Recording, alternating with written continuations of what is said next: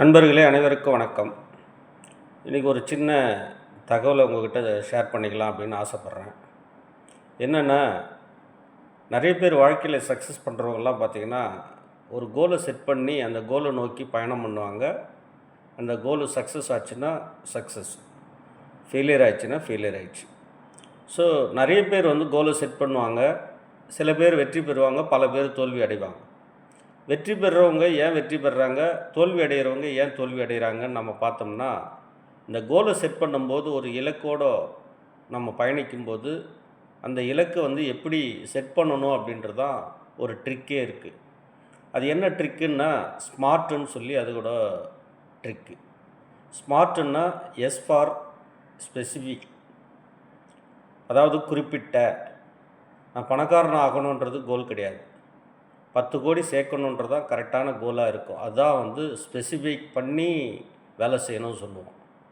ரெண்டாவது லெட்டரோட மெயின் என்னென்னா மெஷரபிள், அளவிடக்கூடியதாக இருக்கணும். அதாவது நான் 10 கோடி சம்பாதிக்கணும், அது எப்படி சம்பாதிக்கணும் அப்படின்றது அளவிடக்கூடியதாக இருக்கணும். எப்படி சம்பாதிக்கணுன்னா 10 கோடியை 10 நாளைக்கு சம்பாதிக்க போகிறோமா, 10 வருஷத்தில் சம்பாதிக்க போகிறோமா, 10 மாதத்தில் சம்பாதிக்க போகிறோமா அப்படின்றத நம்ம அளவிடக்கூடியதாக இருக்கணும் அப்படின்றது. மூணாவது லெட்டர் பார்த்திங்கன்னா அச்சீவபிளாக இருக்கணும். A for achievable. அச்சீவபிள்னால் என்னென்னா அடையக்கூடியதாக இருக்கணும். அடையக்கூடியதுன்னா என்னென்னா, இதுக்கு முன்னாடி யாராவது செஞ்சுருக்காங்கன்னா அது அடைய முடியும்னு அர்த்தம். எப்படி சொல்கிறதுன்னு கேட்டால், அதுக்கு சர்க்கம்டன்ஸ் நமக்கு ஒத்து வரணும், நமக்கு அதுக்கான நாலேஜ் இருக்கணும். இதையெல்லாம் அச்சீவபிளில் நம்ம திங்க் பண்ண வேண்டிய விஷயம். அப்போ அச்சீவபிளாக இருக்கணும் அப்படிங்கிறது ஒரு பாயிண்ட்டு. அடையக்கூடிய இலக்காக நம்ம செட் பண்ணணும். அடைய முடியாத இலக்கு, நான் இமயமலை ஏற போகிறேன் அப்படின்னா அது ஏறலாம், எல்லோரும் ஏற முடியுமா, அது ரொம்ப முக்கியம். நமக்கு உடல்நிலை சரியில்லாதவங்க நான் இமயமலை ஏறணும்னு கோல் செட் பண்ணால் அது ஃபெயிலியர் தான் ஆகும். ஸோ அப்போது நம்ம அடையக்கூடிய இலக்குகளாக அதில் இருக்கணும் அப்படின்றது. அடுத்தது ரெலவெண்ட்டாக இருக்கணும், அது ரொம்ப முக்கியம். இதுக்கு சம்மந்தப்பட்டதாக இருக்கணும். நம்ம பணக்காரன் ஆகணும்னு சொல்லிவிட்டு கோலை செட் பண்ணும்போது வேறு நோக்கத்தை நம்ம உள்ளே கொண்டு வந்தோம்னு சொன்னால் அந்த கோலை அச்சீவ் பண்ண முடியாது. ரெலவெண்ட்டாக இருக்கணும். கடைசி பாயிண்ட்டு பார்த்திங்கன்னா டி ஃபார் டைம் பாண்ட். இதுக்கு டைம் பாண்டு ரொம்ப முக்கியம்.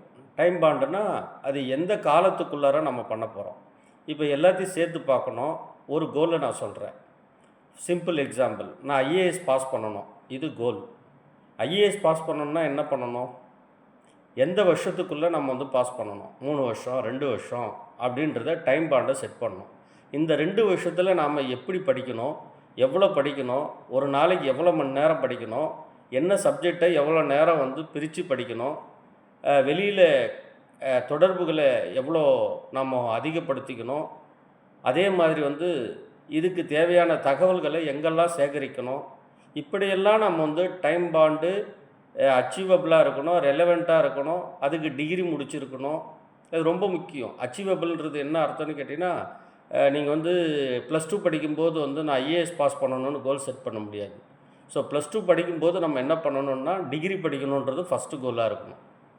அப்படி நம்ம இந்த ஸ்மார்ட் சிஸ்டத்தை ஃபாலோ பண்ணால் கோலை கண்டிப்பாக அச்சீவ் பண்ண முடியும். ஸோஃபார் ஒரு லீடராக இருக்கிறவங்க கோலை செட் பண்ணும்போது இந்த 5 வார்த்தைகளை, இந்த 5 எழுத்துக்களை மனதில் கொண்டு கோல் செட் பண்ணால் எல்லாருமே சக்ஸஸ்ஃபுல் மனுஷனாக மாற முடியும். கண்டிப்பாக எல்லாருமே இந்த ஸ்மார்ட் சிஸ்டத்தை பயன்படுத்தணும், கோலை அச்சீவ் பண்ணணும்னு சொல்லி வாழ்த்துகிறேன். நன்றி, வணக்கம்.